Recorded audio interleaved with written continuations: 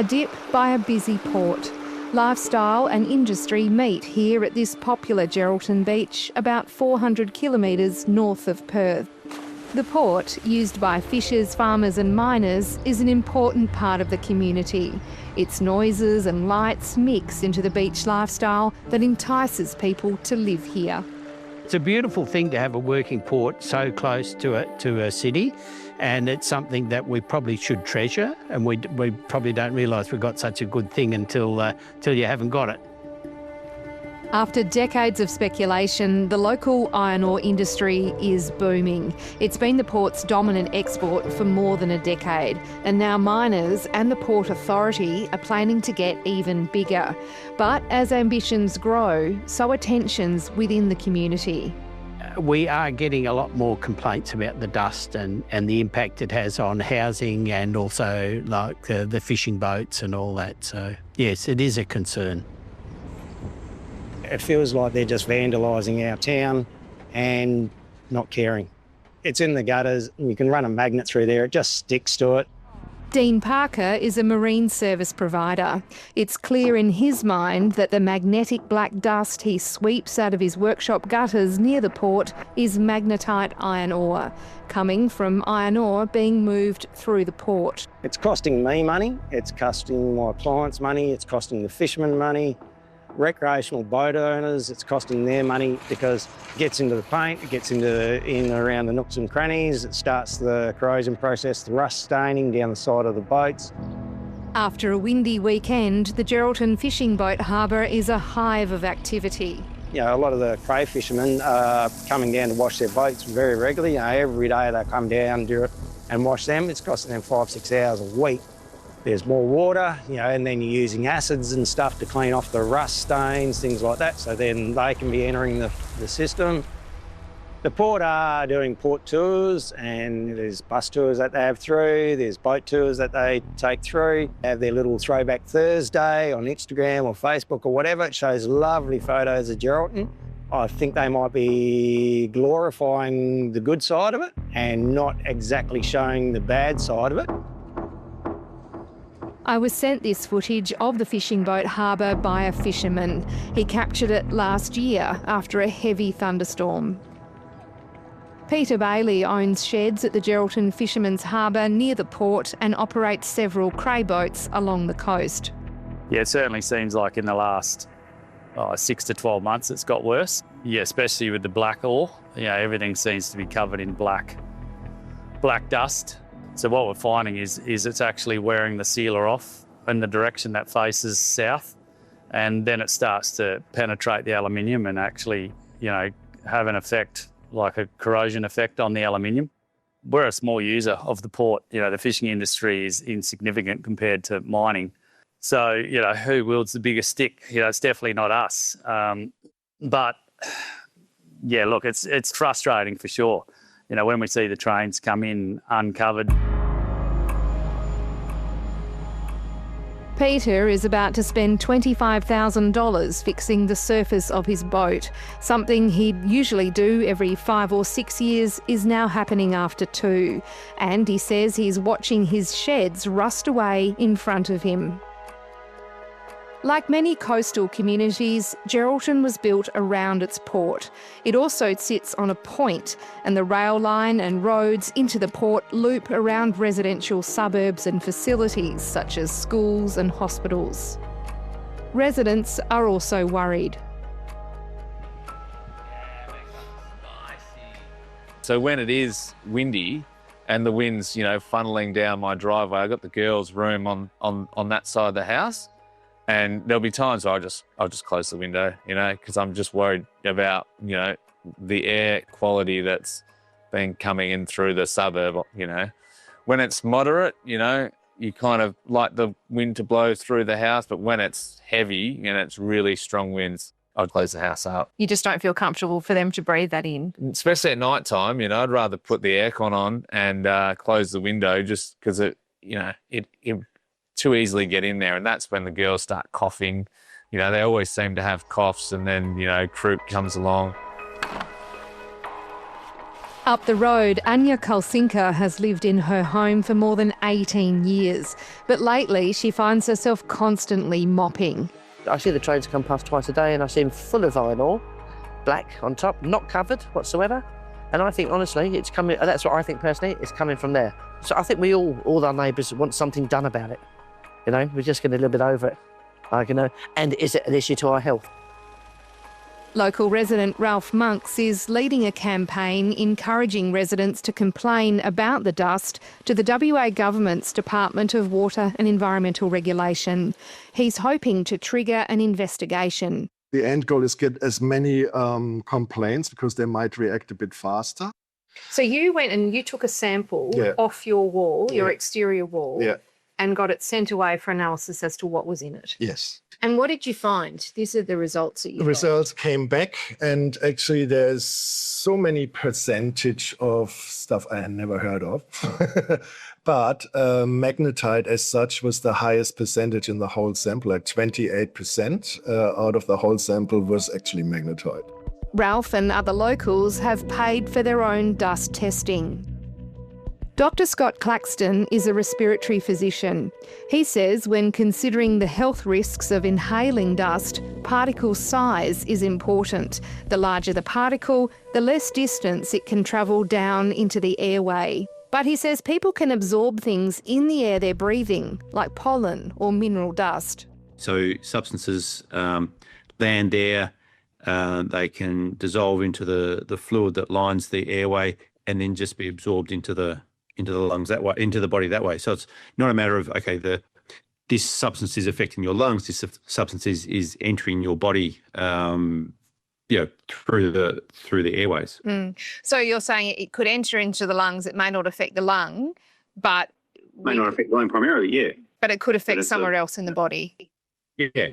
It's similar to, if you swallowed it, you'll absorb it. If you breathe it in, you can absorb it as well. Dr Claxton believes dust from grain loading is likely to cause more irritation to respiratory systems than dust from iron ore. But he thinks more research should be done on the human health impact of long-term exposure to airborne particles. The city of Geraldton is also advocating for more dust monitoring in the community. People are asking for more monitors around the city. The port do have monitoring systems, and according to them, it's all okay. And the chief governing body that does that is the Department of Water and Environmental Regulation, so DWER. So we'll probably move towards putting monitors outside the actual port area just to see if there's any justification in those complaints about dust. And we've got to find, what's within that dust, Is it just dirt? Are there heavy metals in that dust or whatever? So, yes, we do need some answers to these questions.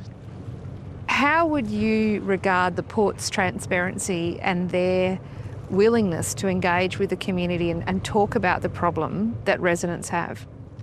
Have you ever tried to contact the port? They are a difficult, they are our neighbour and we do meet with them on a regular basis, but I don't know if you can walk in there and knock on their door like you can to the City Council and say, look, I'm not happy with your dust problem, what are you going to do about it?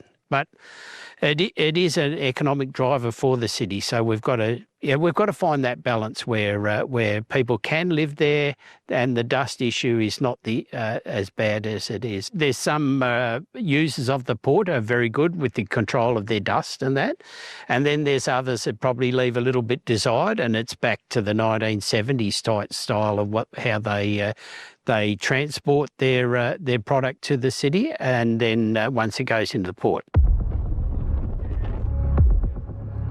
Jerry Clune filmed the dust coming off this train travelling through his property. The main iron ore exporters are the Chinese-controlled Carrara Mining and Australian-owned Phoenix Resources. Phoenix trucks its red hematite iron ore to port in covered quad road trains. Carrara uses uncovered railway wagons to transport black magnetite iron ore. It's not breaking any rules, but nearly every local we spoke to wants the wagons to be covered. We made several attempts to speak with Carrara, they haven't replied to our calls or emails. Last year, Midwest Ports handled a record 19.1 million tonnes of cargo, some wheat and mineral sands, but mostly iron ore. At the port, dust, air quality and water discharge are regulated under state environmental licences, rules which state government agency Midwest Ports and exporters must comply with. But some locals are questioning whether the rules are good enough, particularly given the port's long-term growth plan, where it could more than double the amount of cargo it handles. It's not normal here, given the fact we have a port essentially in our CBD and around it. So there's probably parameters and testing and regulations that just don't exist yet. No one's contemplated this volume of iron ore and dust coming into a port located this close to a town site. Shane Van Stein lives about 400 metres from the port and can see it from upstairs in his house. A former Geraldton mayor, he's not opposed to mining and iron ore exports, but he believes the Midwest Ports should be sharing more information with the community. I think, what are you hiding? Are you hiding the fact you know there's a dust problem? Is there a health concern problem? Why is no one talking? Why isn't the chairman of the port? I mean, I don't even know who that person is, and I've been here 30 years. Midwest Ports declined Landline's request for an interview. It provided a statement saying it had invested in dust mitigation projects and, as a result, monitored dust exceedance incidents at the port had decreased. The port said it engages with the community through forums and is actively monitoring and managing dust. John Wellborn is the head of Phoenix Resources, and sometimes he has his own boat at the Geraldton Harbour. In and around Geraldton, where there's red dust, that's our responsibility, and it's not hard to see. And so wherever we see that, we're trying to control it and or improve it. Phoenix hauls all of its iron ore to port using trucks, but it wants to more than double its annual exports to 10 million tonnes and is planning to incorporate rail. Issues about having uncovered transport are fairly obvious, and so that's not something that we're considering whether we're on road or rail. 2 out of the 3 sheds Phoenix owns at the port are connected to a covered conveyor system, but one isn't, and in that shed trucks have to drive in and tip iron ore onto the shed floor. That is a very dusty activity, and in periods of time where the door's open and the wind's blowing and the material's being tipped on the floor, dust can escape from that shed. But also the truck has to drive on top of the material that it's just unloaded. So it's dust on the wheels of the truck, but when it's leaving, once it's tipped off, that's what you can see the stain on the road is from? Yes. Is there a plan in place to fix that? Yes, there is. So we're investing more than $8 million later this year to connect the truck unloader to all 3 of our sheds. The sheds were designed for rail transport of iron ore into Geraldton. And what about loading the ship itself? Is that a dusty process? That's actually a Midwest Port Authority function. We don't control that. Phoenix have allowed us to film here on site and have given us a tour of some of their facilities here at the port. We did ask the Geraldton Port for permission to film in other areas, including sites that some of the tour buses go to. They denied that request. We also asked numerous state government ministers, including the Minister for Health, Environment and Ports, for interviews. Those requests were denied or ignored.